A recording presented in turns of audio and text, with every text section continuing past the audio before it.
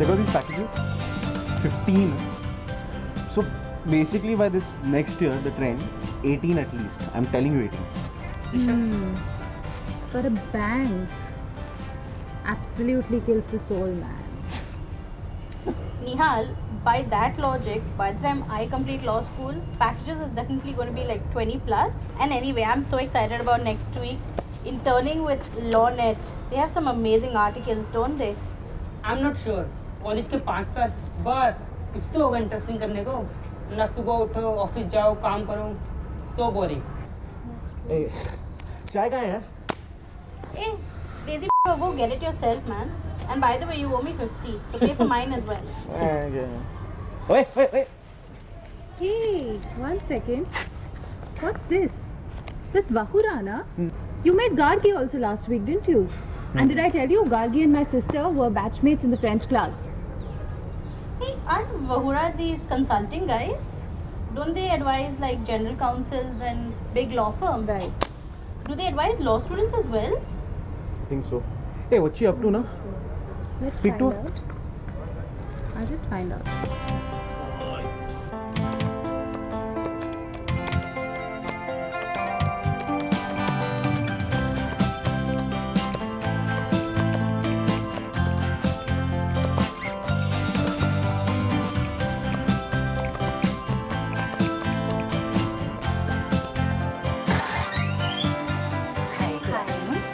I'm Devika.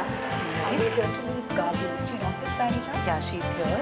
Please have a seat, Ellen. Thank you. Thanks. So अभी college placements खत्म हुए ना, so we just thought we'll quickly come and have a chat with you and find out what all options we have in the market after graduation. Good choice. Thank By the way, everyone that you see here is either a lawyer or has been consulting lawyers for a fairly long time. Oh. So let's sit down and have a chat about this, okay? Absolutely. As you can see, there's a lot more to what lawyers can do apart from join law firms, litigate, or join banks for that matter. In fact, the world around us is changing at such a drastic level that, new avenues keep opening up every day. So we actually live in extremely interesting times. In fact, at Vahura, we work with law graduates right from the time they come out of law school, all the way through their professional journey, and right till the time they reach the pinnacle of their career.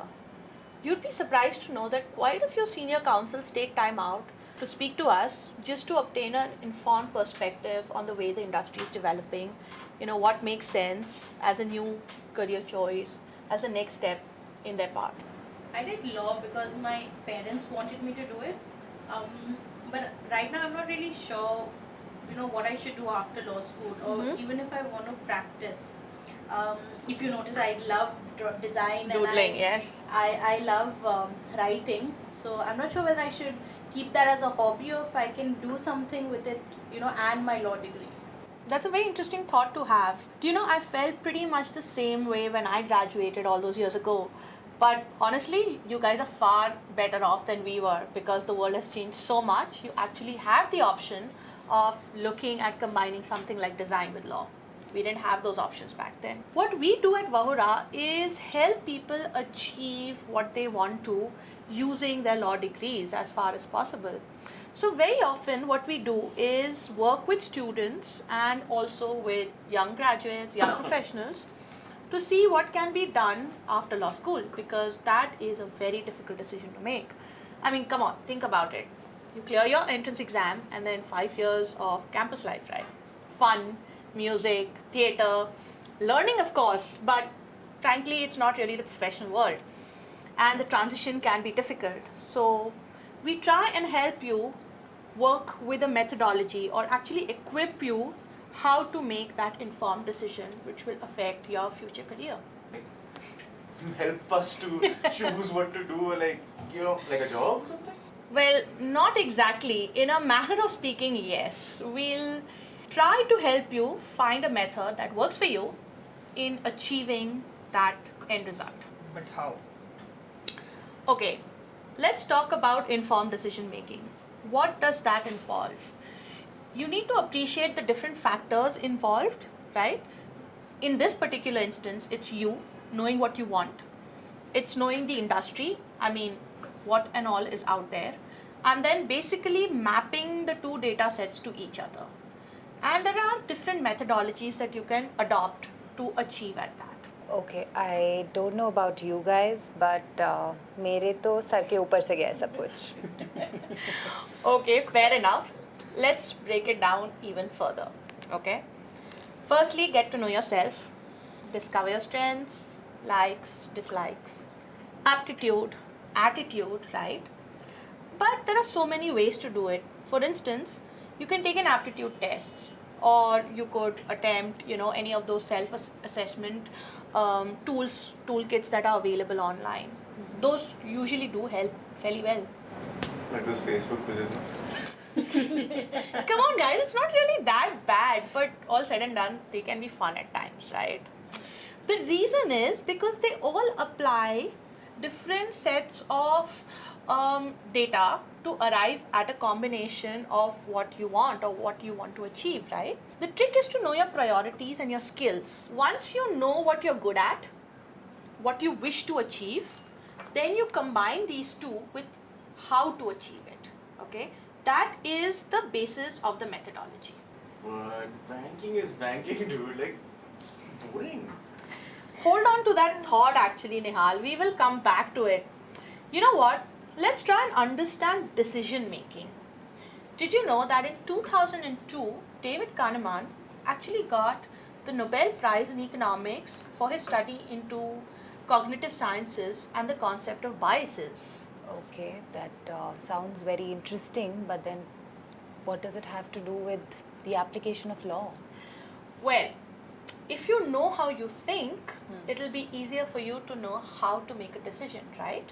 What this study into cognitive science did was to look at thinking of two different kinds. There's intuitive thinking and there's reflective thinking.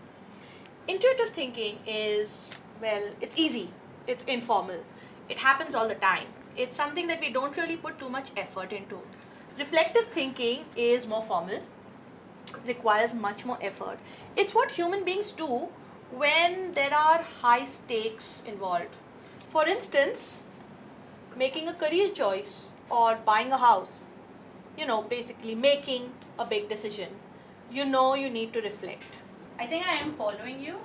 I see how we think in different ways, but I'm still struggling with how to connect to this whole law thingy. Right, we haven't really reached there yet. So let's take a step back. So now that you know the two different ways of thinking, let's come back to the concept of bias. Okay? You remember the concept of perceived bias that we studied in class? It's so funny. You're getting ahead of ourselves, guys. That is actually an important part of biases, but what we are talking about are the flaws in our thinking pattern that affect how we make decisions. What we're talking about is things that management consultants actually use in corporates. There are three kinds of biases that are important for us to know about. There's the availability bias, there's the confirmation bias, and then there's the halo effect. But don't worry, all of this is stuff that you guys already know, just fancier terms for it. Let's try and look at them one at a time and see how it's going to really make a difference on how you will pick your career choice. The availability bias is essentially what you see is what you get. For instance, remember Nihal, the whole thing about, oh my god, banking is so boring. Yeah. But did you know that as a graduate, fresh out of law school, suppose you were to work with a bank for say the first 3 or 4 years, you stand a very good chance of ending up working in the development sector, perhaps something like the World Bank or somewhere, internationally, funding mega projects. I did not see that coming. I mean, if you think about it, we live in such interesting times. 5 years ago, who had heard of sports law or elders law? But trust me, the way things are going, these are some of the most top billed services that the industry is looking for at the moment. The bottom line is, keep experimenting, keep exploring, don't cut down your options. Look beyond what you can see. I totally agree with that. I mean, that makes so much sense, right? You never know in the future how many more options we have in law that may come up, and that will provide us with so many newer opportunities. Absolutely. Yeah, but I still have this gut feeling that there's so much more I can do with law and design. Great feeling to have. Hold on to it. But you really do need to pause for a little while there and think about its viability. Because you know what, at the end of the day, we should be able to look back and know that we corroborated our decisions with some really good data. Something to back up your decision, right? Yeah, but I just know. It's a gut feeling and you can't shake it off. Exactly. Right. That's where we need to take ourselves back to that conversation about confirmation bias, right? Confirmation bias. What do? We have a feeling, we know we're tending towards something. I really like that. I really want that. So I tend to seek information which just confirms my feeling, yeah? Or I tend to ignore the evidence that is contrary to my feeling. That is a confirmation bias.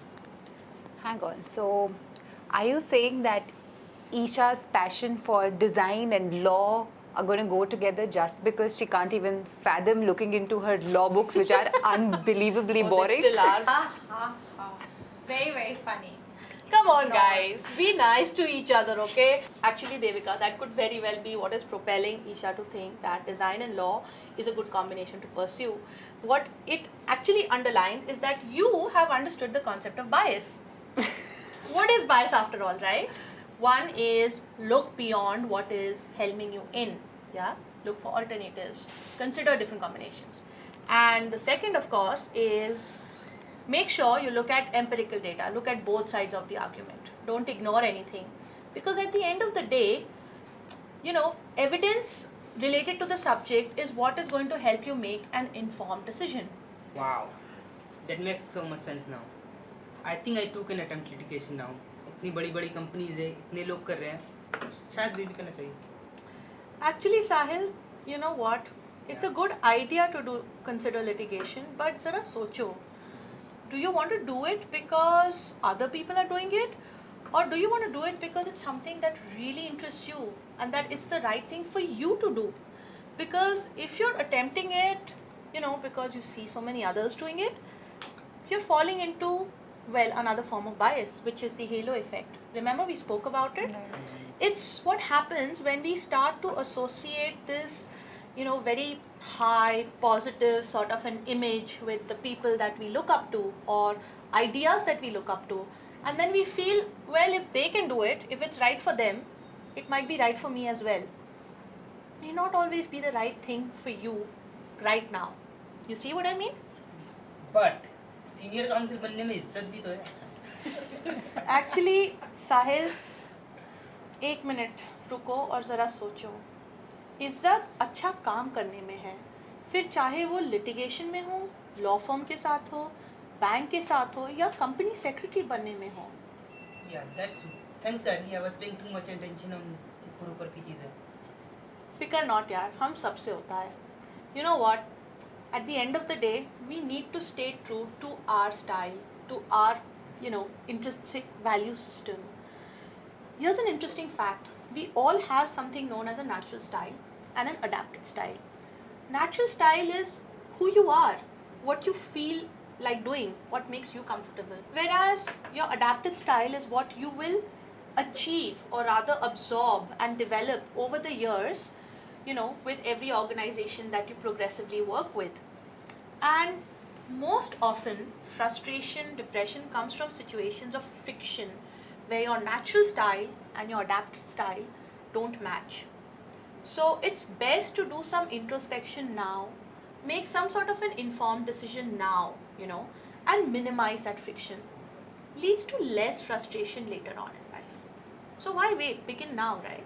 So you know what, guys? Your first job has the potential to give you some really great experiences. It's going to be the steepest learning curve that you have throughout your career. You know, the amount that you will learn and absorb from the people around you, the organization, the work experience, the different cases that you see, what you handle, is going to set you up on your career path. That said, you know, it's always best to start off your career with the area that you have chosen, which is what we do at Vahura. We usually recommend young graduates to start off their careers in the legal industry. Stick to, you know, maybe a job with a law firm or something more traditional, because it's important to have a good practical working knowledge of the law, because what you learn in college is much more theory oriented, right? And after those first 2 or 3 years, it's going to be far easier for you to make a decision to go into something a little more offbeat. But okay, how do I find out what's best for me? To be honest, You know what? Not all that difficult if you think about it. So many tests out there, so many things that you can try out. Aptitude, attitude, assessment categories, you know. Why not give those a shot? It'll give you a good sense of what you enjoy. I'm referring to is what is intuitive to you, okay, and what you need to work on. I think I kind of gather what you mean, but honestly, how do I find out what's right for me? I mean, it's stupid search. Okay, it's not a Google search. There are intuitive ways to do it. Like we talked about, you know, quizzes, tests, aptitude, whatever, testing. You could do that.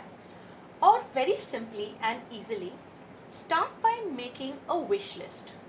Okay, get to know yourself. Write down what you want to achieve, what you want to do.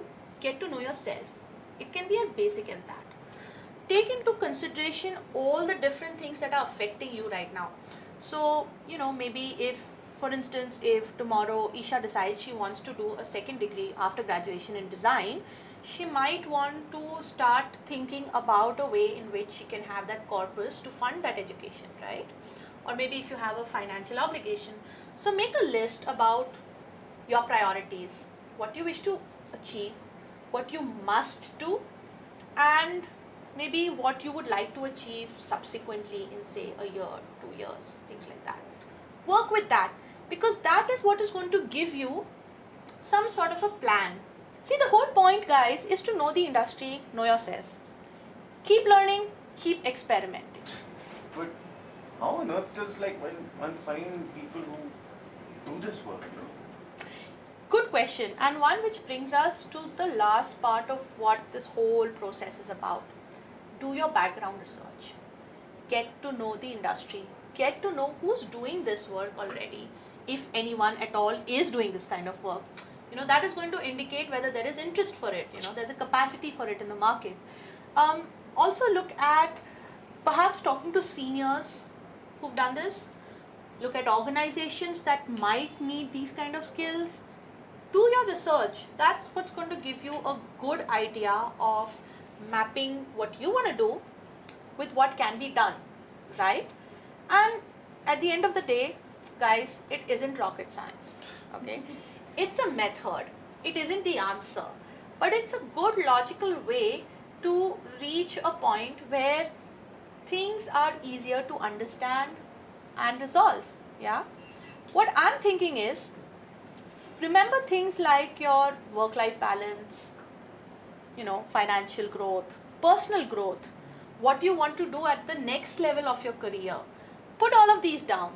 The wish list, yeah, those quizzes, aptitude tests, put them all down together in front of you. Think about what you want and where you want to be, and work your way towards that.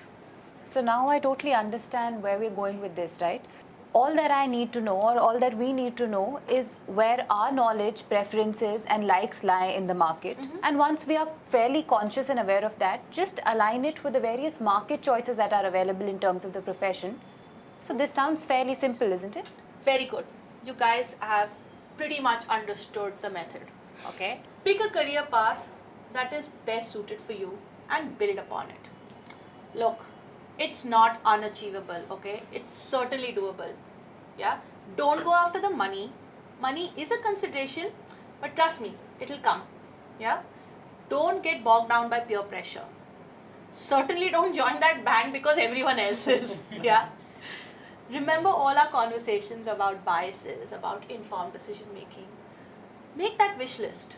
Make that effort into getting to know yourself, all that research. Put it down, look at it, and then start working towards it. वाह लगता है mood कर ही लेता हूँ. Why not? Go for it, yeah. But more than that, think about what it's going to do with your public speaking skills. It's going to help you build confidence. It's going to give you an opportunity to learn different skills that are required while interacting, yeah?